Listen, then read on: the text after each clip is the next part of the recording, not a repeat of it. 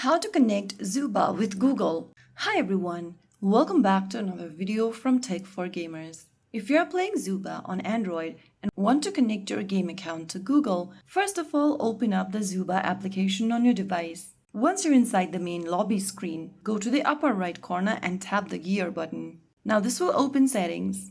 Go to the account tab on the left and then inside the accounts tab, look for connect with Google option and tap the connect button. Now go ahead and select a Google account that you want to log in with. After doing so, make sure to enter your Google account's credentials as well when prompted, and after typing down the correct credentials, you'll be connected with Google account. Once connected, your Zooba progress can be restored using the same Google Play Games account if you reinstall the game or change devices. So that's how you successfully connect Zooba to Google Play Games and then better protect your game progress. So that's how it's done. If you found the video helpful, don't forget to like, share, and subscribe to our channel.